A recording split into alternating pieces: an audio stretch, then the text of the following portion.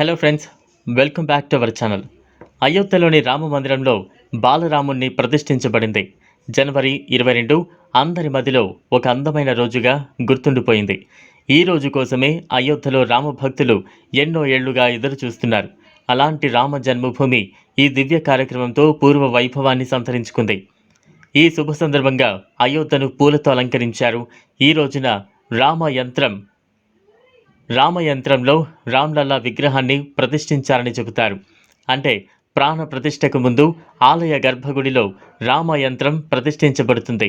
ఈ రామయంత్రం ఏంటి, ఇక్కడ ప్రయోజనాలు ఏంటి? హిందూ మతంలో ప్రతి దేవుడికి ఒక యంత్రం ఉంటుంది. అదేవిధంగా శ్రీరాముని యంత్రం కూడా ఒకటి.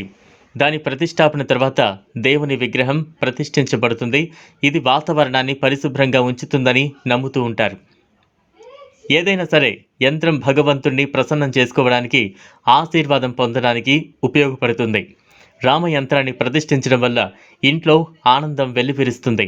కుటుంబ సభ్యుల మధ్య అనుబంధం, ప్రేమ పెరుగుతుంది. అలాగే ఇంట్లో ఎలాంటి సమస్యలు తలెత్తవు. అంతేకాకుండా రామయంత్రాన్ని రోజు పూజించడం వల్ల వ్యాపారంలో పురోగతి ఉంటుంది. సిరి సంపదలకు లోటుండదు. ప్రతి ఒక్కరూ అయోధ్య దర్శనం చేసుకునే విధంగా రైల్వే శాఖ ప్రత్యేక రైలు రూపకల్పన చేసింది.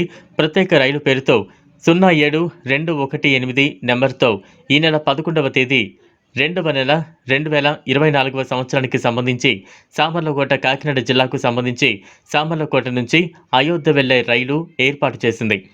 సామర్లకోట, తుని, అనకాపల్లి, విశాఖపట్నం మీదుగా ప్రయాణమై ఈ రైలు అయోధ్యకు చేరుకుంటుందన్నారు రైల్వే అధికారులు.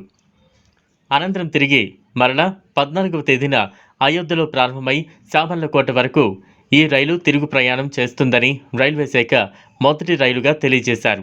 ఇంత గొప్పగా సన్నాహాలు జరుగుతుండగా అయోధ్య రామ మందిరంలో ఒక్కసారిగా పాముల గుంపు ప్రత్యక్షమైంది. పాములు అన్నీ రాముని విగ్రహాన్ని దగ్గరకు చేరి అక్కడ ఉన్నాయి. కొద్దిసేపు రాముణ్ణి చూసి వెళ్ళిపోయాయి. దీంట్లో ఆశ్చర్యం ఏంటంటే ఆ పాములు ఏవి కూడా ఎవరికీ హాని చేయలేదు. ఈ పాములన్నీ రామ దర్శనానికి వచ్చాయంటూ అందరూ ఆశ్చర్యపోతున్నారు. చూసారు కదా, ఇది వాళ్ళ వీడియో. ఈ వీడియో కనుక మీకు నచ్చినట్లయితే లైక్ చేయండి, షేర్ చేయండి, ఛానల్ సబ్స్క్రైబ్ చేసుకోండి. Thanks for watching.